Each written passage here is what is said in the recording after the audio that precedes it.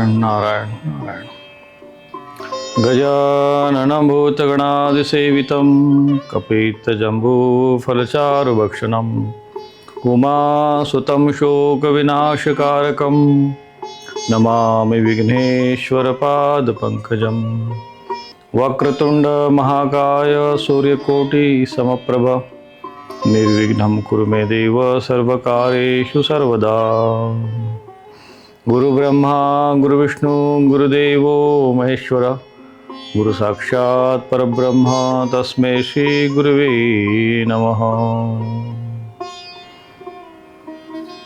या देवी सर्वभूतेषु बुद्धिरूपेण संस्थिता नमस्तस्यै नमस्तस्यै नमस्तस्यै नमो नमः। वंदे देवम् उमापतिं सुरगुरुं वंदे जगत्कारणं वंदे पन्नगभूषणं मृगधरं वंदे पशूनां पतिं वंदे सूर्यशशाङ्कवन्निनयनं वंदे मुकुन्दप्रियं वंदे भक्तजनाश्रयं च वरदं वंदे शिवं शङ्करं। शान्ताकारं भुजगशयनं पद्मनाभं सुरेशं विश्वाधारं गगनसदृशं मेघवर्णं शुभांगं लक्ष्मीकान्तं कमलनयनं योगिभिर्ध्यानगम्यं वन्दे विष्णुं भवभयहरं सर्वलोकैकनाथं। कृष्णाय वासुदेवाय हरये परमात्मने प्रणतक्लेशनाशाय गोविन्दाय नमो नमः। ॐ नमो भगवते वासुदेवाय। ॐ नमो भगवते वासुदेवाय। ॐ नमो भगवते वासुदेवाय। नारायण नारायण नारायण।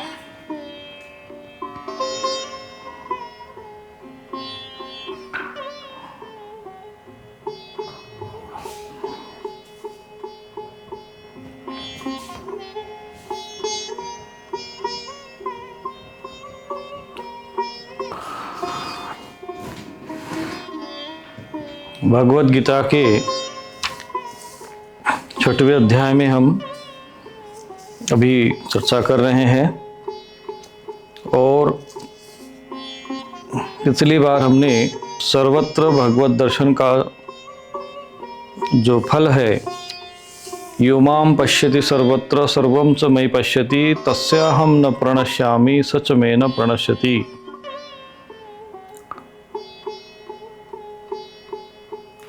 ऐसा उसका फल आया है।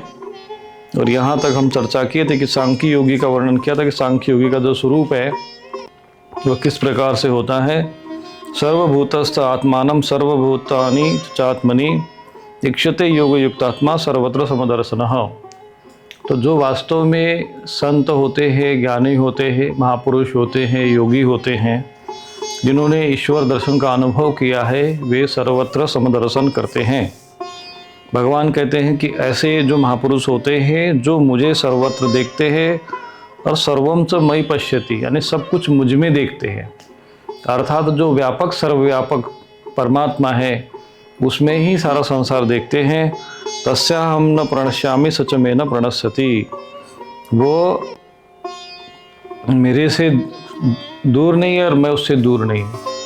अर्थात ये भी कह सकते हैं, प्रणश्यामि का अर्थ ये भी हो सकता है कि अदृश्य नहीं होता, या मैं भी उसके लिए अदृश्य नहीं, वो भी मेरे लिए अदृश्य नहीं है।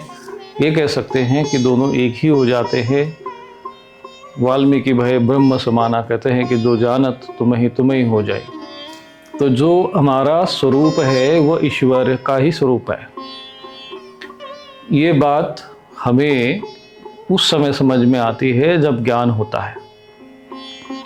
संसार में जब तक हम रह रहे हैं और उस संसार में भी रहते हुए जब तक अज्ञानी बने हुए हैं, तब तक जो है हम लोग अपने को केवल और केवल शरीर समझते हैं। और शरीर के जो बाह्य हमें काल्पनिक संसार से एक प्रकार से विभिन्न प्रकार की संज्ञाएं दी गई है, आवरण दिए गए हैं नाम मात्र के। एक नाम रख दिया, एक जाति रख दी, आयु के, शरीर के सौंदर्य, छोटा बड़ा जो कुछ भी है वो शरीर को लेकर ही होता है। कोई पद मिल गया तो वो सारे जितने भी अहम है वो क्षण मात्र होते हैं, असत्य होते हैं। असत्य तो नहीं कह सकते, उसको मिथ्या कहा जाता है, क्योंकि पहले थे नहीं, बाद में रहेंगे नहीं। जो केवल अभी दिख रहा है, असत्य जो होता है वो किसी काल में नहीं होता, और मिथ्या जो होता है वो मध्यकाल में दिखता है, पहले था नहीं बाद में रहेगा नहीं, उसको मिथ्या कहते हैं। तो इसीलिए ये ज्ञान बहुत आवश्यक होता है कि हम वास्तव में है को। और जब ज्ञान हो जाता है, आत्मस्वरूप का ज्ञान हो जाता है, जैसे कि योग शास्त्र में पतंजलि योग दर्शन में लिखा है, तदा द्रष्टु स्वरूपे अवस्थानम, दृष्टा अपने स्वरूप में स्थित हो जाता है। भगवान राम जो है रामचरितमानस में कहते हैं कि मम दर्शन फल परम अनुपा जीव पावही निज सहज स्वरूपा। अब भगवान का दर्शन मिल गया, भगवान का दर्शन हो गया हमको। ये भगवान कहते हैं कि यदि कोई मेरा दर्शन कर ले तो उसको संसार का ऐश्वर्य मिल जाएगा, तुम राजा बन जाओगे, महाराजा बन जाओगे, अर्थात तुम जो है खूब समृद्धि पालोगे। ऐसा कुछ नहीं है। तो फिर क्या होगा? क्या होगा? तो भगवान कहते हैं कि जीव पावही निज, अपना जो स्वरूप है सहज स्वरूपा, सहज सुख राशि अविनाशी, ये जो स्वरूप है वो प्राप्त कर लेता है। यही अध्यात्म का, भगवान की भक्ति करने का यही फल है कि ज्ञान होने के उपरांत वो आत्मा, जो जीव आत्मा है, जो अपने को अब तक साधारण मनुष्य समझता था, वो अपने को अनुभव करता है। यहाँ पर दिखा है इक्षते योग युक्तात्मा सर्वत्र समदर्शन, वो सर्वत्र समदर्शन करता है, आत्मा रूप में देखता है। और आत्मा क्या है? नित्य सर्वगत स्थान रचलोयम सनातना, सनातन है आत्मा। और जो हम कहते हैं ना अपने आप को, हम सनातन है, सनातन है, सनातन धर्म, ये इसी ज्ञान को आधार बनाकर सनातन कहा गया है। सनातन ज्ञान और सनातन विज्ञान के कारण ही हम लोग अपने को सनातन धर्म के अनुयायी कहते हैं। तो वो सनातन ज्ञान किसका ज्ञान है? शरीर का ज्ञान है क्या? क्योंकि शरीर का ज्ञान तो सनातन है नहीं। यहां तक स्वर्ग को भी सनातन नहीं माना जाता है। क्षीणे पुण्य मर्त्य लोकम विसंति, पुण्य का नाश है, पुण्य है तब तक तो स्वर्ग है, पुण्य समाप्त हो गया, फिर तुम वापस आ जाओ इसी में। यहाँ से फिर पता नहीं स्वर्ग में जाओगे, नरक में जाओगे, कहाँ जाओगे। इसलिए आत्मज्ञान में स्थित होना बहुत आवश्यक है। और ये सारा परिश्रम, सारे धर्म कर्म, सारी पूजा पाठ, यज्ञ तप दान, पूजा पाठ दान, जो कुछ भी तुम जीवन में करते हो वो इसी ज्ञान को प्राप्त करने के लिए करते हो। और इसीलिए ज्ञान ही जीवन का लक्ष्य होना चाहिए, ज्ञान प्राप्ति ही जीवन का लक्ष्य होना चाहिए। यदि ये है तो फिर सार्थकता है। और जब तक आपके मन में भौतिक अभिलाषा है, भौतिक ऐश्वर्य के प्रति महत्वाकांक्षा है, कामनाएं हैं, तो इसका अर्थ ये है कि अभी आपको कई जन्मों तक और भटकना है। क्योंकि कामनाएं जो है वो कभी न जातु काम कामाना वो भोग्य न साम्य थी, कभी नष्ट नहीं होगी। इसलिए हमारे धर्म ग्रंथों में, शास्त्रों में मनुष्य जीवन को एक व्यवस्थित भाग में बांटा गया कि भाई तुम धर्म का आचरण करते हुए पहले ज्ञान प्राप्त करो, विद्या प्राप्त करो ब्रह्मचर्य आश्रम में, फिर गृहस्थ आश्रम में जाओ। तो अपनी जो इच्छाएं कामनाएं हैं, लोक परलोक के प्रति अपना कर्तव्य है, उसका निर्वहन करो। पितरों के प्रति, देवताओं के प्रति, माता पिता के प्रति, राष्ट्र के प्रति, समाज के प्रति, प्रकृति के प्रति जो भी करते उसका पालन करो। अब ये जब पालन हो गया तो बस अपना सब त्याग करके मोह का त्याग करो, क्योंकि वो तो अज्ञान जनित है। और पति पत्नी अपने वानप्रस्थ आश्रम में जाकर जो वास्तविक अपना आत्मज्ञान स्वरूप है उसको जानने के लिए अभ्यास करो। और उसके उपरांत फिर जब आत्मज्ञान की एक ऐसी स्थिति में पहुंच जाओ कि जहां पर अब तुमको केवल और केवल आत्मज्ञान ही तुम्हारे जीवन का लक्ष्य रह जाए, तब तुम संन्यास ले लो। तो संन्यास लेने का उद्देश्य होता है केवल आत्मज्ञान प्राप्त करना। साधु बन जाना, फिर मठ बना लेना या मठ की गद्दी पर बैठ जाना, कोई आचार्य पद चाहिए तो महाचार्य पद चाहिए, धर्माचार्य चाहिए, लोगों से पुजवाना है, संपत्ति एकत्रित करना है, प्रतिष्ठा प्राप्त करना है, ये सारे जितने भी लक्ष्य है साधु जीवन के उपरांत में जो आते हैं, ये सारे मायावी है और दुर्गति के कारण है। ऐसे सारे साधु महात्मा जो ये जीवन का लक्ष्य अगर आत्मज्ञान उनका नहीं है, अथवा जिन्होंने आत्मज्ञान प्राप्त करके फिर वो संसार के कल्याण में अगर वो सक्रिय नहीं हुआ है, तो वो दुर्गति को ही प्राप्त होगा। फिर वो कितना भी बड़ा वो अपने आप के टाइटल लगा ले, या कितना भी बड़ा जो है यहाँ पर वो पूजनीय सम्माननीय हो जाए, उससे कोई अंतर नहीं आता है। केवल वो अपने पुण्य फल को भोग रहा है, ये समझ लीजिए। जिस दिन उसका पुण्य फल समाप्त, तो फिर वो वापस सामान्य मनुष्य के जैसा ही हो जाएगा।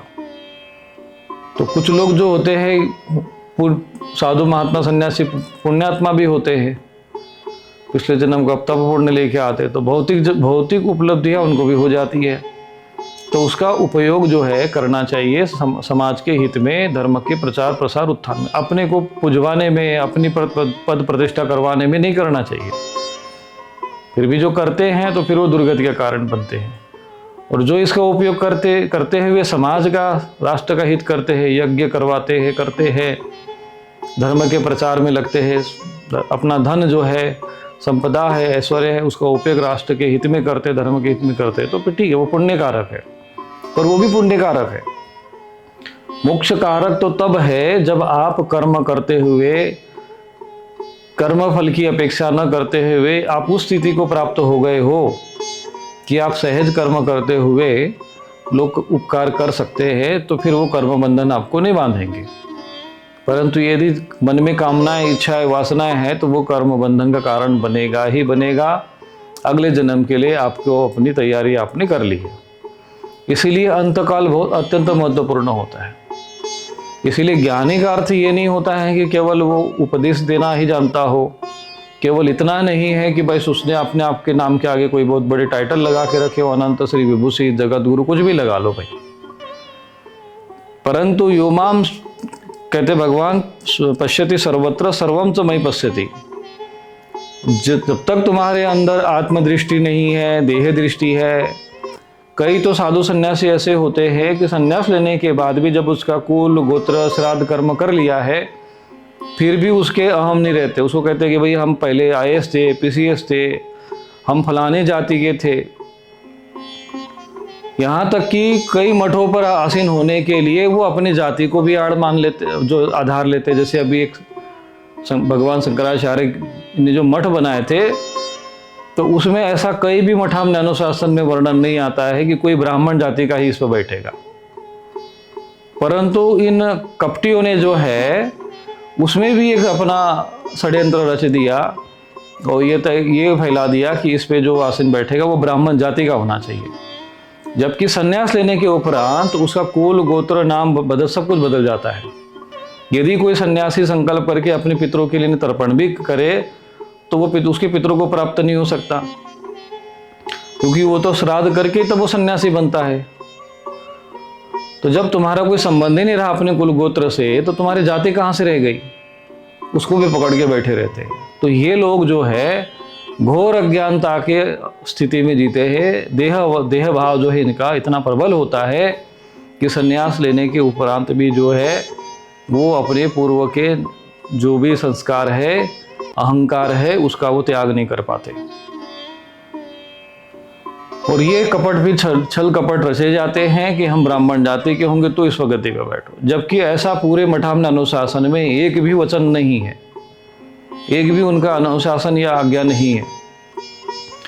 वेद वेदांग विसुचो वेद वेदांग विशारदः ऐसा होना चाहिए, यानी शुद्ध सात्विक जीवन जीने वाला, वेद और वेदांग का ज्ञान उसको ज्ञान हो, जितेंद्रिय हो, वही मेरे समान जो विद्वत्ता रखता हो, मेरे समान जो तपस्वी हो। क्योंकि शंकराचार्य जो स्वयं आत्मज्ञानी थे, उनमें तो कोई भेद नहीं था। उन्होंने तो कृष्ण की भी स्तुति की है, देवी की भी स्तुति की है, उन्होंने ब्रह्म का भी ज्ञान प्राप्त किया है। उनके जो दो तीन शिष्य में से तो कुछ निश्चित भी नहीं था कि भाई कौन किस जाति के हैं, फिर भी इन जाति को पकड़ के बैठे हुए हैं। ये कलयुग का पाखंड जो है इतना अधिक प्रबल हो चुका है समाज के अंदर। ये द्वापर युग में, त्रेता युग में, सतयुग में ये सब चीजें कहाँ थी, ये कलयुग में ही आ गई भैया।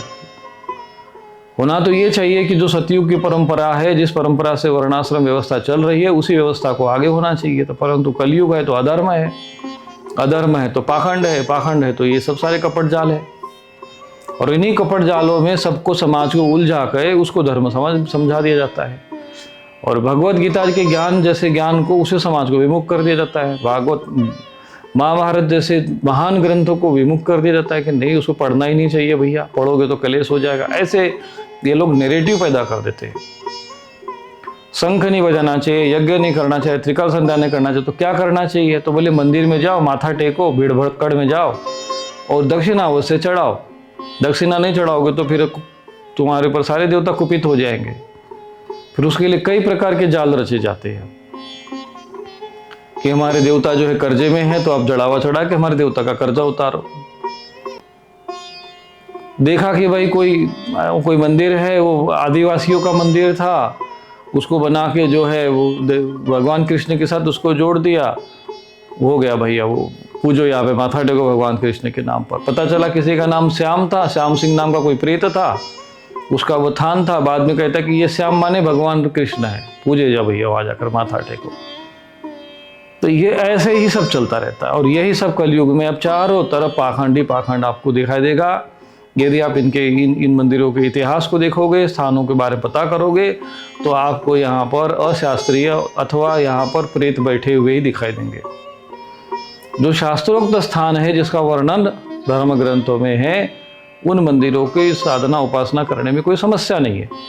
परंतु मंदिरों का भी जो स्वरूप है, जिसमें यज्ञ होने चाहिए, जहाँ पर साधना करने की, अनुष्ठान करने की व्यवस्था होनी चाहिए, गुरुकुल होना चाहिए, जहाँ गौशालाएं होनी चाहिए, वो भी धीरे धीरे लुप्त प्राय हो गए। धीरे धीरे ये हो गया कि विधर्मियों के भी लोगों को वहाँ बैठा दिया, देवता बनाकर उनको बैठाया गया। ओम सतगुरु साईनाथाय नमः करके पूरे सनातन समाज को वहाँ जाकर माथा टिकवाया। भाई क्यों भाई, तुम्हारे उन्होंने कोई संत है, महापुरुष है? बोले नहीं।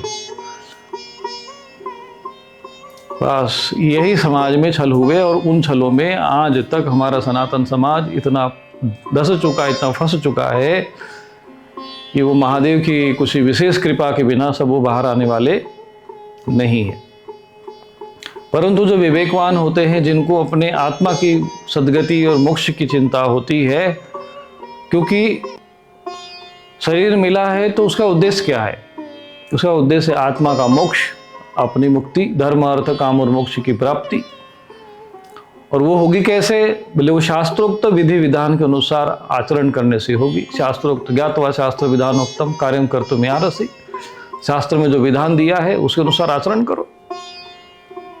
तो शास्त्र के अनुसार आचरण करोगे तभी सद्गति होगी। अब ये जितने भी मनमुखी और ये सब मनगढ़ंत और ये काल्पनिक और ये पाखंड जाल जितने रचे गए हैं, इसमें अगर उलझ जाओगे तो फिर वहाँ से, जहाँ शास्त्र है नहीं, तो वहाँ से सद्गति कहाँ से होगी? शास्त्रोक्त ज्ञान होगा, शास्त्रोक्त विधान होगा, शास्त्रोक्त विधि होगी तो कल्याण होगा। जहाँ शास्त्र का उल्लेख ही नहीं है, जहाँ शास्त्र में जिसका उल्लेख ही नहीं है, न उस विधि की, न उस देवता की, न उस परंपरा की, न उस स्थान की, वहाँ जाकर तुम माथा टेकोगे तो कहाँ से तुम्हारी सद्गति होगी? प्रेतों को पूज के तुम, भाई प्रेत ही तो पुजवाए जा रहे हैं ना वहाँ पे। मैंने यही तो प्रश्न उठाए थे, उसका उत्तर आज तक नहीं मिला। क्या भगवान कृष्ण का जब तीर्थस्थल नहीं है तो फिर उसको कृष्ण भगवान का तीर्थस्थल बनाकर वहाँ लोगों को माथा क्यों टिकवाया जा रहा है? या तो सिद्ध कर दो कि भगवान कृष्ण ही है, भगवान कृष्ण की ही मूर्ति है। केवल किसी का नाम श्याम रख देने से वो कृष्ण हो जाएंगे? न वहाँ मूर्ति, न विधि विधान, न कुछ उपासना, न कोई साधना नहीं। उसके लिए फिर नए कपट जाल रचे जाते हैं, श्याम पुराण जैसे पुराण भी बनाने के प्रयत्न किए जाते हैं। तो यही सब छल है कलयुगी। अब एक नया पुराण 18 की जगह 19 पुराण हो जाएंगे। यही छल जो है पिछले 1000-2000 वर्षों से यही सब चल रहा है। ये पहले नहीं था ये सब चीजें। जब से ये विधर्मी आए, विधर्मियों ने जब से प्रेत पूजना शुरू कर दिया और दुर्गति प्राप्त हो गई। तो जो हमारी साधना का उद्देश्य जो है वो देव उपासना होनी चाहिए और आत्मा को जानना ये लक्ष्य होना चाहिए। परंतु मंदिरों में कहा गया यहाँ माथा टेको, तुम्हारी मनोकामना पूर्ण हो गई। मनोकामना को मन्नत बना दिया, धाम को दरबार बना दिया, देवता को जो है प्रेतों को देवता बना दिया, और तुम बैठो और वहां जाकर चादर चढ़ाओ, चढ़ावा चढ़ाओ, माथा टेको, 2-4 प्रेत वहां से अपने शरीर में लेके अपने घर आ जाओ। और यही कारण है कि लोगों का जीवन जो है, पूरा घर, जीवन, परिवार, सब समाज व्यवस्था, वर्णाश्रम व्यवस्था सब नष्ट प्राय हो गई। परिवार नष्ट हो गए, कहाँ परिवार रह गए? वसुदेव कुटुंबकम कहाँ दिखता है? तो ये सब हो रहा है अधर्म के कारण। अधर्म को बढ़ावा हम ही लोगों ने दिया। जो शास्त्रीय जो लोग अनुसरण नहीं करते हैं वो सब वही लोग हैं। अपनी ही दुर्गति स्वयं हम लोग अपने हाथ से करवा के बैठे हुए हैं। विवेक ही नहीं बचा है कि हमें किस देवता को उपासना करना चाहिए, किसको पूजना चाहिए, कहाँ जाए, किस महापुरुष के आगे हमें दंडवत होना चाहिए, किसका ज्ञान हमें सुनना चाहिए। जिन लोगों को शास्त्र का ज्ञान नहीं है वो जाके आज के समय में हाईलाइटेड हो गए हैं। सारे लोग, मीडिया, सब लोग उनको जाके प्रश्न पूछते, हमारा धर्म क्या है? अरे उसे स्वयं ही पता नहीं धर्म क्या है, तुमको कहाँ से बताएगा वो? जिसको एक भगवत गीता का वो शुद्ध श्लोक का उच्चारण नहीं कर सकते हो, वो शास्त्री बना के, धर्माचार्य बना के, आचार्य बना के पूजे जा रहे। यही सब छल होता है, यही सब कलयुग है। इन्हीं लोगों को कालनेमी कहा जाता है, यही सब चीजें। इसलिए आत्मज्ञान जो है ये जीवन का लक्ष्य होना चाहिए, अपने आप को जानने के लिए। बाहर के मकड़ जालों से, पाखंड जालों से बचकर जो शास्त्रोक्त विधान है उसके अनुसार आचरण करो। और जो भगवत गीता में जैसे उपासना बता दी गई है, पतंजलि योग सूत्र में जैसे वास्तविक योग उपासना बताई, कर्म योग उपासना बताई है, भक्ति योग उपासना बताई गई है, जो ये बाहर के छल कपट वाली उपासना जो दिख रही उसको, उससे हटकर जो शास्त्रोक्त उपासना है उसके अनुसार यदि हम आचरण करेंगे, साधना करेंगे, तो धर्म, अर्थ, काम और अंत में मोक्ष की प्राप्ति हो जाएगी और जीव को आत्मज्ञान हो जाएगा। और तब उसकी स्थिति ऐसे ही होगी जैसे भगवान ने यहाँ वर्णन किया है, यो माम पश्यति सर्वत्र सर्वं च मयि पश्यति। फिर अपने को सब जगह देखता है आत्मा के रूप में, अहम ब्रह्मास्मि। इसी ब्रह्म ज्ञान को प्राप्त करने के लिए सारा अभ्यास होता है। जब तक तुम, अरे वास्तव में हम है कौन? ईश्वर अंश जीव अविनाशी, ईश्वर के अंश स्वतः ही है। अगर मैं कहूं कि मैं ईश्वर का अंश हूं, तो किसी भी व्यक्ति को, अरे जो अज्ञानी कहेगा ये अपने को तो भगवान का अंश कहते भाई, तो फिर हम कौन है भाई? तू ही बताओ, कौन है हम? वास्तविक स्वरूप क्या है हमारा? शास्त्र क्या कहता है? तो वास्तव में हम लोग ईश्वर के ही अंश है। इतने हमारा जो स्वरूप इतना दिव्य स्वरूप है। और चाहे तुम किसी देवी देवता को उपासना करो, चाहे किसी को उपासना करो, यदि तुमको आत्मज्ञान नहीं होता है तो तुम्हारी सारी उपासना बेकार थी। इसका अर्थ वो तुमने शास्त्रों की उपासना नहीं किया। और इसी को अद्वैत मत, जो शंकराचार्य जी ने इसी को अद्वैत मत कहा कि जीवो ब्रह्मेव ना परः, कि जीव ब्रह्म ही और कुछ नहीं है। तो जब आत्मज्ञान साधना करेगा और जब हमने अनुभव कर लिया कि मैं ब्रह्म का स्वरूप हूं, अहम ब्रह्मास्मि यदि भाव अगर उसके हृदय में प्रकट हो गया, तो इसमें आतिशक्ति क्या है? ये तो बिल्कुल सत्य ज्ञान है, सत्य ज्ञान में स्थापित हो गया। अज्ञानता में तो वो लोग जी रहे हैं जो अपने को देह मानकर बैठे हुए हैं, जो अपने को मनुष्य मानकर बैठे हैं। मनुष्य तो एक शरीर है, देह है। क्या हम देह हैं? तो जब तक अज्ञान अवस्था में हो तब तक तुम अपने को देही मानोगे, देही सत्य लगेगा, संसारी सत्य लगेगा, और इसी अज्ञानता में जीते रहोगे। अज्ञान नावृत्तम ज्ञानम तेन मोह्यन्ति जन्तवः। और ऐसे ही मोहग्रसित होते रहोगे और संसार में यूं ही ऐसे भटकते रहोगे। चाहे कितने जन्म ले लो, हजारों ले लो, 1 लाख, 10 लाख, 1 करोड़, 10 करोड़, कितने भी ले लो जन्म, जब तक ज्ञान नहीं होगा तुम्हारा इस जन्म मृत्यु के जो इस चक्रजाल से मुक्ति छूट होने वाली नहीं है। और वो ज्ञान ही तुम्हें पवित्र कर सकता है। बाकी जितने भी बाहर के जितनी भी ये सब चीज़ें हैं, इसमें उलझ के अपना समय नष्ट करने के अतिरिक्त हाथ में कुछ नहीं आना है। जो तुम्हें शास्त्र है तुम्हारे सामने, भगवत गीता है, महाभारत है, वाल्मीकि रामायण है, ऐसे दिव्य ग्रंथ का अध्ययन करो। इन ग्रंथों के द्वारा जो तुमको वास्तविक ज्ञान, आत्मज्ञान देने के लिए जो महापुरुष तुमको तत्वदर्शी महापुरुष ज्ञान देते, ऐसे महापुरुषों के शरण में बैठो, उनका सत्संग सुनो, शास्त्रों को समझने का प्रयत्न करो, उस पर श्रवण करने के उपरांत मनन करो, चिंतन करो, निधिध्यासन करो और अपने शरीर को सार्थक करते हुए इसी जन्म में मोक्ष को प्राप्त हो जाओ। भगवान कहते उद्धरित आत्मानम न आत्मानम अवसाद, अपना उद्धार स्वयं करो, और नहीं तो फिर जो कर रहे समाज में भेड़ बकरी की तरह वही करते रहो। तो मार्ग जो है हमें स्वयं चुनना है, क्योंकि स्वर्ग नरक में तो कोई हमें स्वयं भाई सदगति हो न दुर्गति हो, न स्वर्ग जाना है, सुख पाना है, दुख पाना है, व्यक्ति को स्वतः ही अकेले को भोगना पड़ता है। कोई तुम्हारा साथ नहीं है, कहे कोई सांसारिक कितने भी संबंध हो, व्यवहारिकता के लिए है। यात्रा करने के लिए जैसे ट्रेन में यात्रा करते समय आसपास में कोई बैठते तो हम लोग अपना भोजन भी शेयर कर देते हैं, एक दूसरे को सहयोग भी करते, लेकिन जैसे ही अपनी स्टेशन आता है उतरना पड़ता है। चाहे तुम्हारी पत्नी हो, चाहे तुम्हारे बच्चे हो, तुम्हारे माता पिता, कोई भी हो, सबका अपना अपना प्रारब्ध है, संस्कार है। वो अपने प्रारब्ध संस्कार के अनुसार जीते हैं, आते हैं और चले जाते हैं। तुम भी वैसे ही जी रहे हो। आज अपना मोक्ष स्वयं करो, अपनी मुक्ति स्वयं करो।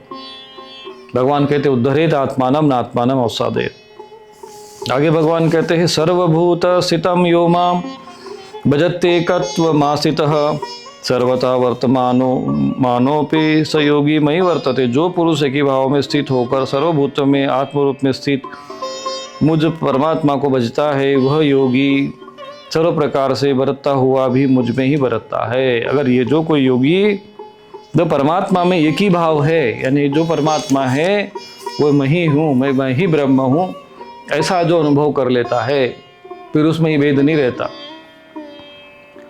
अद्वैत मत जो जीवो ब्रह्मैव नापरः, ब्रह्म सत्य जगन मिथ्या, जीवो ब्रह्मैव नापरः, यही मत जो था, इसी का प्रतिपादन करने के लिए शंकराचार्य जी ने ब्रह्म सूत्र पर व्याख्या की, भगवत गीता पर व्याख्या की, क्योंकि वास्तविक सत्य यही है। परंतु ये बात सुनने में थोड़ी अटपटी लगती है, अरे ऐसे कैसे हो सकता है, क्या हो सकता है। इसलिए तुम लोगों को ऐसा लगता है क्योंकि तुमको अपने बारे में पता है ही नहीं, तो तुम कैसे बता पाओगे कि भाई तुम्हारा स्वरूप कैसा है। अज्ञानता में जी रहे हो, देह को मैं मान के जी रहे हो, तो बस अपने माने रहो देह में। देह आगे बढ़ रहा है, आयु बढ़ रही है, वृद्ध हो रहा है, तो तुम अपने को वृद्ध मान रहे हो, मर जा रहा है तो तुम अपने को मरा हुआ मान रहे हो। जन्म लिया तो कह रहे कि भाई इतनी हमारी हैप्पी बर्थडे मनाते हो कि मेरा तो इतने साल का, भाई मेरा हो गया, मैं इतने साल का हो गया, मैं इतने साल का हो गया। तो किसको मान रहे हो, कौन आगे इतने साल का हो रहा है, वो शरीर का ना। तो जब शरीर को मान के बैठे ही हो, कूड़े पर बैठ के, कूड़े के ढेर पर बैठोगे तो कचरा ही तो ऊपर से डलेगा ना तुम्हारे ऊपर। बोले कचरा लोग क्यों डाल रहे, बोले ढेर पे ही बैठे, कूड़े के ढेर पे बैठे हो तो कचरा ही डलेगा। जब तक तुम अपने को देह में ही तुम्हारी निष्ठा है, देह को ही मैं मान के बैठे हो, देह के ही नाम और पद प्रतिष्ठाओं में तुम अपने को स्थित हो, तुम्हारे अंदर आत्मभाव है ही नहीं है, ब्रह्म भाव है ही नहीं है, तो क्या होगा फिर। तुमको तो ऐसे ही लगेगा अरे ये तो सब ऐसे ही बोलते हैं।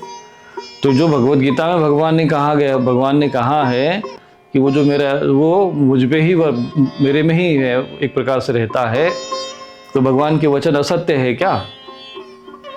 परंतु ये असत्य इसलिए लगते हैं क्योंकि हम लोग स्वयं ही असत्य अवस्था में जी रहे हैं। अब जो मछली पानी में रह रही उसको क्या पता है हवा का स्वाद क्या होता है। तो ऐसे ही जो अज्ञानता में है उसको तो ज्ञान का कोई, प्रकाश का कोई अनुभव ही नहीं जीवन में। अंधकार में भटकने वाले को प्रकाश का क्या समझ में आएगा।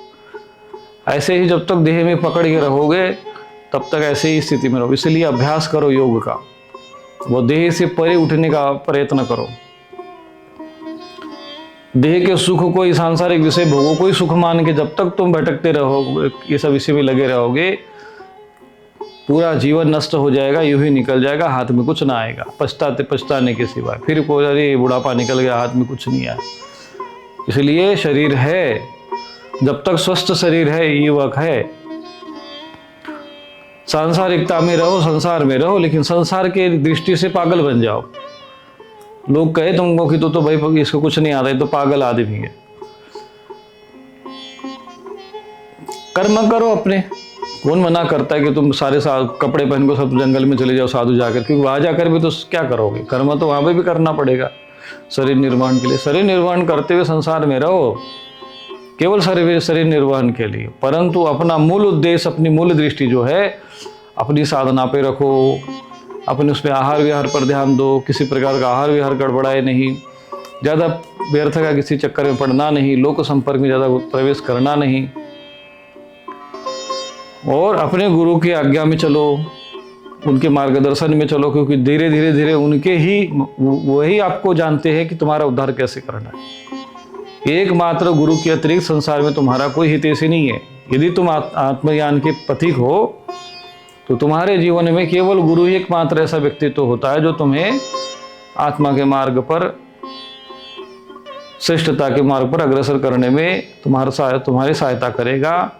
बाकी तो तुमको बस संसार में पकड़ के खींचेंगे, जैसे केकड़े होते एक दूसरे को पकड़ के खींचते रहते ना एक दूसरे की टांग, ऐसे ही वो स्वयं तो गर्त में डूबे पड़े। कई ऐसे बूढ़े लोग होते हैं, कोई जवान व्यक्ति को अगर पूजा पाठ करते हुए देख लेते हैं, कोई युवक है उसका नाती पोते, अरे तुम्हारी आयु थोड़ी है ये, अरे भाई बाबा जी तो आपकी तो आयु हो गई ना, आप क्या घर में कर रहे हो यहाँ पर बैठ के, आप क्यों नहीं माला करते हो, अरे बुढ़ापे में कहाँ होता है, घुटने में कहाँ दर्द, भाई तो खुद स्वयं तो कर नहीं पा रहे, युवावस्था में किया नहीं, अब जो व्यक्ति कर रहा है तो तुम उसको भी मना कर रहे हो।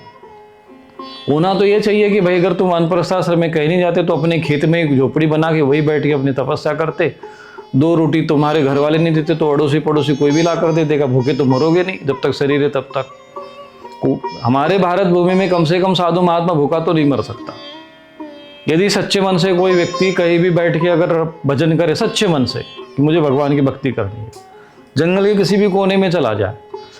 हम आपको बता रहे हैं कि हम जब हिमालय में साधना करते थे तो ऐसी जगह पर साधना करते थे कि जहाँ पर मनुष्य जाने के लिए भय खाता था, क्योंकि चारों ओर तो सब भालू, सब चारों तरफ भालू ही भालू रहते थे, कौन जाएगा मरने के लिए वहाँ पर हम वही जाते थे, क्योंकि हमें पता था कि अगर लोगों से बचना है तो ऐसी जगह पे क्योंकि जो पशु पक्षी होते हैं वो ठीक रहते हैं, कम से कम वो अपना काम कर रहे हैं, वो अपना काम कर रहे हैं, हमें डिस्टर्ब नहीं करेंगे। मनुष्य जो है वहाँ जाकर बाबा जी हमको परेशानी है, ये परेशान है, वैसे हैं, अब यहाँ इतना भजन करने की हुई, इतनी जंगल में क्यों आए, फलाना, अरे ये सब चक्कर में लगा देंगे। इसीलिए हम ज़्यादातर लोगों से मिलते जुलते कम है, क्योंकि मुझे पता है वो आएगा तो क्या बात करेगा। तो शुरू में हमारा स्वभाव ऐसा ही रहा, तो लोग हमको बड़ा अक्खड़ समझते थे, अहंकारी समझते, कुछ भी समझे, हमें उससे क्या लेना देना, हम तो यहाँ बैठ के आइसक्रीम खाएंगे, तू अपने मेरे बारे में जो चाहे सोच ले, हमें उससे कोई अंतर नहीं पड़ता।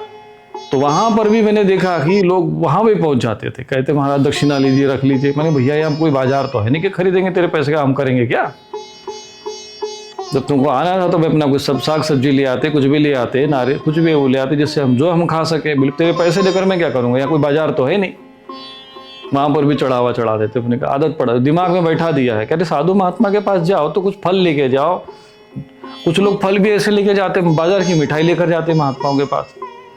तुम्हारे बाजार की मिठाई क्या करें, हम खाते ही नहीं है तो हम क्या उकले, उन्हीं को वापस करते हैं। बोले महाराज थोड़ा सा आप ले लो। मैंने कहा कि तू खा के तो मर रहा है, वो हमको भी मार रहे हो।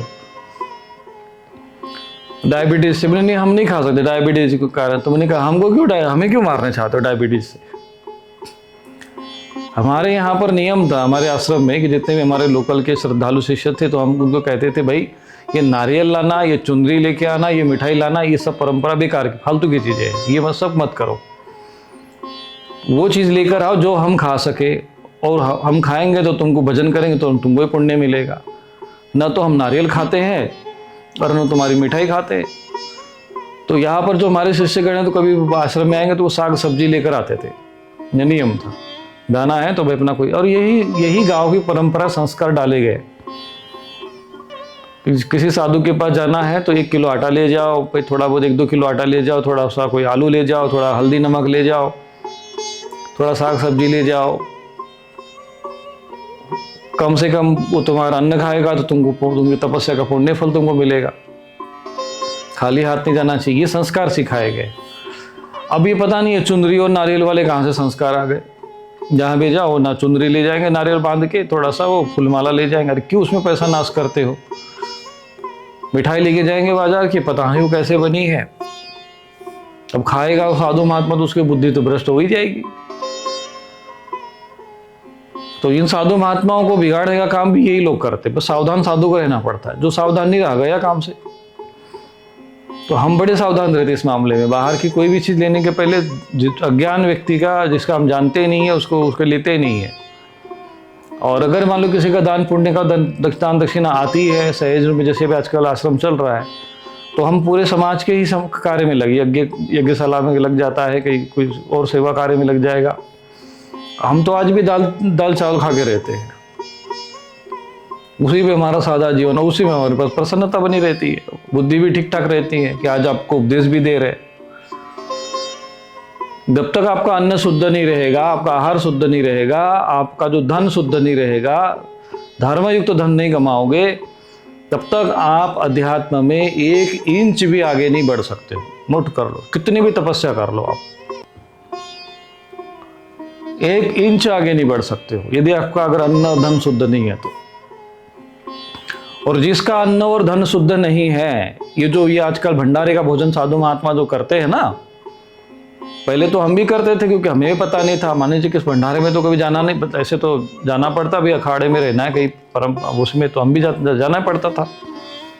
तो वो पूरा दिन हमारा वो भजन नहीं होता था, साधना नहीं हो पाती थी। गंगा जी किनारे जाते थे, बैठे रहते थे, खूब डुबकी लगाते थे, कुछ भी कर लो, ध्यान ही नहीं लगता था। फिर बाद में समझ में आया, जब अब तब से फिर हमने वो सब चीज़ों जगह में जाना ये सब बंद कर दिया। तो अब ठीक है, अपना सब कुछ ठीक ठाक चलता है। भंडारे का खा रहे, अन्न क्षेत्र में अन्य पता नहीं कौन कौन लोगों ने कैसा कैसा ध्यान दिया है। रामकृष्ण परमहंस जी का हम साहित्य पढ़ते थे, तो उसमें उन्होंने कहा था कि भाई अन्न क्षेत्र का अन्न खाने वाला व्यक्ति कभी भक्ति नहीं कर सकता। और कई लोग जो है पेंशन का पैसे से भोजन करते हैं, साधु सन्यासी बन जाते हैं, फिर वो नौकरी करते हैं, फिर साधु सन्यासी बन जाते हैं, फिर पेंशन का पैसा आता है, जब पेंशन से उनका काम चलता है। तो वो अभी भी क्या है, उनको भगवान का भरोसा नहीं है कि भाई तुम साधु बन गए तो रोटी मिलेगी। अब उनको लगता है कि पेंशन मिलेगा तो हमें रोटी मिलेगी। तो विश्वास कहाँ पे है? पैसे धन पे है, भगवान पे तो है नहीं। तो भगवान पे विश्वास नहीं है तो फिर कहाँ से तुम्हारी भक्ति होगी और कहाँ के तुम साधु? भगवान ने कहा कि भाई अपि चेत सुदुराचार भजते मां साधुरेव स मंतव्य। अब पापी से पापी व्यक्ति भी अगर मुझे मेरा भजन कर देगा तो वो पुण्यात्मा है।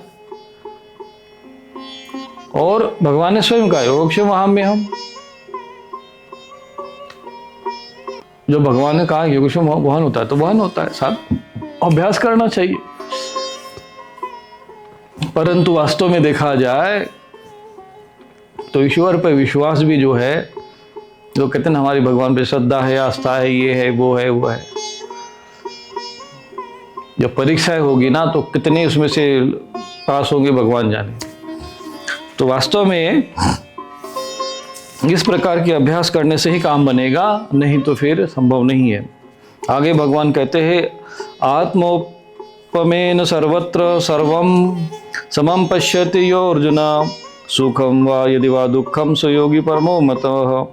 हे अर्जुन, जो योगी अपनी भांति समस्त संपूर्ण भूतों में सम देखता है और सुख दुख में सम देखता है, वो योगी परम श्रेष्ठ माना गया है। सर्वत्र समदर्शन, बस ये समझना है। आत्मदृष्टि रहेगी तो समदर्शन भी होगा। आत्मदृष्टि को ही समदृष्टि कहते हैं। देह दृष्टि रहेगी तो समदृष्टि हो नहीं सकती है। इसीलिए आत्मदृष्टि मन में रखते हुए और सुख और दुख में समान रहता है, वो योगी मेरे परमो मतः। अब अर्जुन को तो ये ज्ञान का उपदेश दे दिया। अब अर्जुन को लगा कि अरे ज्ञान तो बहुत और श्रेष्ठ का है, अब मैं भी साधना करूं। तो अर्जुन ने फिर अपना चिंतन मंथन किया, अपने बारे में सोचा कि मैं भी उस अवस्था को प्राप्त कर लूं। क्योंकि भगवान सुना रहे हैं, वो सुनाने वाले जब श्रेष्ठ अवस्था में स्थित थे तो वही उसका प्रभाव तो अर्जुन पर भी पड़ गया। अर्जुन को भी लगा कि मैं तो साधना करना चाहता हूं, परंतु जो उसने अपने आंतरिक चिंतन किया तो वो फिर अर्जुन ने प्रश्न किया। अर्जुन ने कहा योयम योगस्तोया प्रोक्तः साम्येन मधुसूदन एतस्याहं न पश्यामि चंचलत्वा स्थिति शिराम। हे मधुसूदन, जो ये योग आपने संभवाव से कहा है, साम्य न मधुसूदन, मन के चंचल होने के कारण इसकी स्थिति नहीं देखता हूं। बोले ये मेरा मन तो चंचल है, भाई मैं तो आप तो कह रहे हैं वो मेरे बस का काम नहीं है। चंचलम ही मन कृष्ण प्रमाथि बलभद्रम तस्याहम निग्रह मन्ने वायुरिव सुदुष्करम। सुदुष्कर शब्द यहाँ पे प्रयोग किया अर्जुन ने कि वो अत्यंत दुष्कर है, क्योंकि हे अर्जुन, ये भगवान ये अर्जुन कहते हैं कि हे भगवान, हे श्री कृष्ण, मन ये मेरा जो मन है बड़ा चंचल है, प्रमत्त स्वभाव वाला, प्रमत्त और बड़ा ही दृढ़ है, बलवान है, इसलिए उसको वश में करना वायु को रोकने की भांति अत्यंत दुष्कर कार्य मानता हूं। ताकि ये तो आप भगवान, आपने उपदेश तो दे दिया, ज्ञान तो आपका बहुत अच्छा है और सत्य भी है, यही करना भी चाहिए, पर क्या करें, मजबूरी हमारी ऐसी है कि हम ये मन के वश में हैं, इसके बिना हम रह नहीं सकते, इसके बिना जी नहीं सकते, जिसमें हमारे संस्कार बने हुए, जो जैसे हम सोच रहे, जैसे हम जी रहे, उसी में हम फंसे हुए हैं, निकलना चाहे तो भी निकल नहीं सकते, क्योंकि मन के वश में है। वो कहते हैं चंचल में ही मन कृष्ण, है कृष्ण मेरा मन बड़ा चंचल, प्रमाथि बलवदृढ़म। जैसे प्रमत्त हाथी को वश में करना जैसे कठिन होता है, जैसे कोई हाथी पागल हो जाए तो उसको वश में करना कठिन होता है, ऐसे ही मन को वश में करना कठिन है। मन इधर भागेगा, फिर आसक्ति में खाने में भागेगा, इधर भागेगा, उधर भागेगा, संसार को देखेगा, ये देखेगा, तो वो देखा देखी में आदमी का मन जो है भागता रहता। इसका तो कोई अंत ही नहीं है, और इसकी संतुष्टि कहीं होती भी नहीं, तृप्ति कहीं भी होती नहीं है, आज तक किसी की हुई नहीं। मन के अनुसार जब जो चल रहा है वो मन के वश में होकर वो आदमी अंत में जाकर एक बहुत बड़े दुख की खाई में गिर जाता है। तो फिर अब इसको तस्या हम निग्रह मन्ने, उसको निग्रह नहीं कर सकते। अभी जो निग्रह शब्द है इसको समझ लेना, और अच्छे से निग्रह शब्द को समझना है तो रामकृष्ण मठ की एक पुस्तक आती है मनोनिग्रह, स्वामी बुधानंद जी महाराज जी ने लिखी। इसको हम बड़ा अध्ययन करते थे, क्योंकि अध्यात्म का जो केंद्र होता है, जो सेंटर है, वो है मन। यानी जो साधना है वो मन के धरातल पर होती है, तन के धरातल पर इतनी महत्वपूर्ण नहीं है। तन कितना है, भाई तुम स्त्री का है कि पुरुष का है, छोटा है कि बड़ा है, कि युवा अवस्था का है कि बुढ़ा अवस्था का, ये इतना महत्वपूर्ण नहीं रखता है। तन जो है वो केवल और केवल शुद्ध रहे, शरीर में कम आप 2-4 घंटा बैठ सकते हो, इतनी क्षमता आपके शरीर में रहे, बस उसके ज़्यादा शरीर को विशेष आवश्यकता नहीं है, और थोड़ा बहुत भोजन मिल जाए बस पर्याप्त है। सारी साधना सबका जो सार है, मतलब जो भी जिसको कहते हैं ना कि कौन किस धरातल पर बेस जो है, वो सारा मन के लिए, टोटल जितना भी माला हाथ में घूम रहे मन के लिए, एकाग्र मूर्ति पूजा हो रही वो मन के लिए, तीर्थ यात्रा भी होती है तो वो भी मन के लिए, अध्ययन वनन करते वो भी मन के लिए, मन को सबको एकाग्र करने के लिए, मन को नियंत्रित करने के लिए, व्रत उपासना करते मन पर नियंत्रण करने के लिए। तन का कोई संबंध नहीं है, तन तो बेचारा जड़ है। सारी साधना का जो केंद्र बिंदु है मन एवं मनुष्यानाम कारणम बंध मोक्ष यो, तुम्हारे बंधन और मोक्ष का कारण मन है, बस मन के ऊपर है। तुम्हारा मन कैसे है ये अत्यंत महत्वपूर्ण है। तुम मन तुम्हारे वश में है या तुम मन के वश में हो।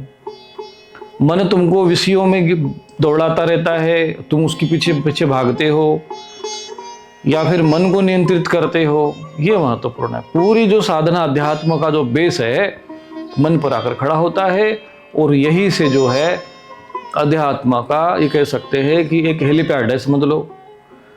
अब तुम्हारा वो जो है मन है एक हेलीपैड एक प्रकार का, ये ऊपर भी ले जाएगा तुमको, नीचे में भी ले जाएगा, गर्त में भी ले जाएगा, संसार में फंसा देगा, संसार से पार भी कर देगा। इसलिए कहा मन एवं मनुष्यानाम कारणम बंध मोक्ष। यदि ये मन अध्यात्म में लग गया, सत्संग में लग गया, अच्छे सन्मार्ग पर लग गया, तो भाई तुमको उद्धार कर देगा, मोक्ष कर देगा। अगर विषय विलासों में लग गया, फिर सांसारिकता में आसक्त हो गया, पति पत्नी में आसक्त हो गया, तो फिर गया काम से, डूब गए तुम लोग। फिर वही मन तुमको ऐसा डुबाएगा, ऐसी जगह पे ले जाके पटकेगा कि फिर तुमको अगला जन्म ही लेना पड़ेगा, और अगले जन्म में फिर वही काम, क्योंकि मन के संस्कार रहते। एक बार मैं मन में चिंतन कर रहा था, ऐसे विचार आ रहा था एक बार कि कोई व्यक्ति मांसाहार क्यों करता है? इतना बड़ा एक मनुष्य जो है, मनुष्य को इतना सारा भौतिक सुविधाएं मिली हुई है। तो अभी ऐसे चिंतन चल रहा था मन में कि मनुष्य का जो शरीर है, जो शरीर बनाया गया, शरीर की मनुष्य की संरचना है, जैसे आप हाथ देखोगे तो उसमें नाखून नहीं है, जैसे तेज धार वाले, जैसे मांस फाड़ने वाले है नहीं। दांत देखोगे वो भी मांस खाने वाले है नहीं। आंत भी, न दांत न आंत न जात, कुछ भी नहीं है। मांस जो है अतड़ियाँ पचा नहीं सकती है। प्रकृति नहीं है ऐसी कि कोई मांस दिखा दे, कच्चा मांस ले और मुंह में खा लो, और कटोरे में खून रखे और कोई पी जाए। ये भी मनुष्य की प्रकृति नहीं है। फिर ये मनुष्य जो है ये मांसाहारी क्यों बना हुआ? इतने सारे लोग मांसाहारी क्यों बने हैं? ये बड़ा हम चिंतन का विषय चल रहा था मेरा। तो चिंतन करते करते करते मुझे ये चीज़ समझ में आ गई कि ये जो मन है और मन में जो संस्कार है वो इस जन्म का है नहीं। इस जन्म में भी मतलब थोड़ा बहुत है। जैसे कोई रास्ते में जा रहा है, जैसे हमारे यहाँ पर बलुआ घाट का जब पुल नहीं था यहाँ पर, तो पहले नाव से आना जाना करते थे, तो ठीक था वातावरण। अब पुल बन गया है तो सारे जितने भी लोकल के हमारे क्षेत्र के लोग हैं, काम धंधा जिनके पास नहीं है, वो केवल मछली मारने का काम करते हैं। गंगा जी में आते मछली मारते और वही जाके पुल के पास बैठ जाते हैं। अब वहीं से लोगों का आना जाना है, तो 10 लोगों को भीड़ वही लगी रहती है। अब उनको देखकर उनके भी मन में आता है संस्कार। तो संस्कार आ गया ना मन में बाहर से चिंतन आ गया तो खाने का भाव आया। नहीं होता तो नहीं खाते थे, और नहीं बिकता तो कौन खाता। और भोजन के लिए तो भोजन की बात है, स्वाद की बात है। स्वाद के लिए, भोजन के लिए कोई कमी नहीं है किसी चीज़ में। अच्छा, मछली में कोई विशेष स्वाद होता तो भैया वो पकड़ के मछली मुंह में डाल के खा के देख लो। खा भी नहीं सकते हो, उसमें कुछ है भी नहीं, उसमें तो दुर्गंध मार रही है। फिर उसमें आसक्ति क्यों है? तब फिर हमारा चिंतन करते करते सब हमें ये समझ में आया कि जो चिंतन, जो मन में जो संस्कार है, जो चित्त में जो संस्कार है, वो इस जन्म का तो होता नहीं है, आत्मा का। वो तो ये अभी जन्म का है ना, तो कई जन्मों के संस्कार है। अब ये किसी जन्म में पशु बना होगा भाई, ये भी तो कोई ऐसा मांसाहारी पशु होगा। तो मांस खाने के प्रति जो उसके मन में, मांस को देखते से ही, जैसे मच्छर होता है तो आपको उसी जगह पे जाके बैठेगा जहाँ पर आपका ब्लड रहेगा, वहाँ से बराबर अपनी वो सुई लगाएगा और उसमें से पूरा आपका खून निकाल देगा। कभी आपके वो ऐसी जगह पे नहीं बैठेगा जहाँ वो नहीं रहता है, ब्लड नहीं रहता। उसको रक्त की तरफ उसका आकर्षण रहता है, वही उसका आहार है। प्रकृति ने उसको बनाया ऐसे। तो ऐसे ही जो आज अभी मनुष्य का शरीर जिसको मिला है, किसी जन्म में वो पशु के शरीर में रहा है, तभी तो वो। तो मुझे समझ में आया कि जितनी ये मांसाहारी वाले लोग होते हैं, ये अधिकांश पशु योनि से आते हैं। और जो अति, जैसे तब हमें इसका समाधान, क्योंकि वो संस्कार वही है। तो जैसे ही उसने वो मछली देखी, अब हम लोग देखेंगे तो एकदम घृणा होती है, और उसको वो देखता है तो उसमें आसक्ति होती है, उसको खाने का मन करता है उसको, क्योंकि संस्कार है पिछले जन्म के, वो मन में बैठा हुआ है। तो वो जो संस्कार है मन के, ये घुमाते रहते हैं। अब तुम अगले जन्म में भी चले जाओगे तो भी तुम्हारे संस्कार तो साथ में जाएंगे भाई। शरीर जब जाता है, एक शरीर से दूसरा आत्मा जब छोड़ के जाता है, तो मन और इंद्रिया सब कुछ साथ में जाते हैं ना, संस्कार, चित्त, अहंकार सब साथ में जाता है। केवल जड़ शरीर यही छूट जाता है, बाकी तो सब सूक्ष्म शरीर सहित तो जो है वो आत्मा निकल के आगे की यात्रा करता है, दूसरे शरीर में प्रवेश कर जाता है। बदलता तो शरीर है बस, केवल संस्कार तो बदले नहीं ना। संस्कार बदलने के लिए तो मनुष्य शरीर मिला कि भाई उसको नष्ट करो, पर उस जन्म में नष्ट करने के लिए तो अभ्यास किया नहीं, साधना किया नहीं। फिर लगा वही आया तो शरीर, मनुष्य का शरीर मिला, लेकिन संस्कार पशु के हैं। तो ऐसे लोगों को बोलते हैं नर पशु। नर पशु शब्द सुना होगा, या भगवत गीता में भी ऐसे लोगों नराधम शब्द आया। तब मुझे समझ में आया कि शरीर तो नर का है, लेकिन जो मन है, जो संस्कार है, वो पशु के है। और इसीलिए व्यक्ति जो है वो मांस के प्रति आसक्त होता है। अब चूंकि खा नहीं सकता है, मनुष्य का शरीर है, हथड़ियाँ पचा नहीं सकते, तो फिर उसको तल के, उबाल के कुछ भी खाएगा। अब उसको भी कहते हैं नॉन वेजिटेरियन। बोले हम नॉन वेजिटेरियन है भैया, ऐसा वो अपने को कह देगा कि हम नॉन वेजिटेरियन। भाई जो वेजिटेरियन तो तुम खा ही रहे हो ना, तेल खा रहे हो, आटा खा रहे हो, चावल खा रहे हो, सब्जी भी खा रहे हो, आलू वगैरह सब तो खा ही रहे हो, तो नॉन वेजिटेरियन कैसे हुआ?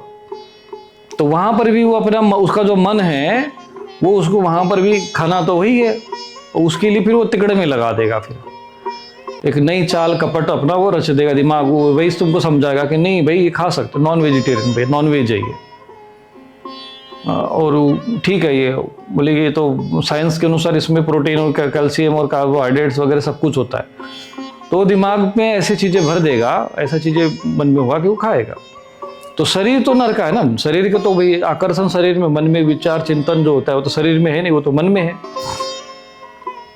इसलिए शास्त्रों में कहा है कि मन एवं मनुष्यानाम कारणम बंधम अक्षयो, मन तुमको पशु भी बना देगा, पशुत्व में भी ले जाएगा, कितने भी नीचे गर्त में ले जा सकता है। और कई लोग तो इतनी नीचता में, मतलब जिस चीज को देखकर हमें घृणा होती है, जिस कार्य से हमें घृणा होती है, वही व्यक्ति वही कार्य दूसरा करेगा।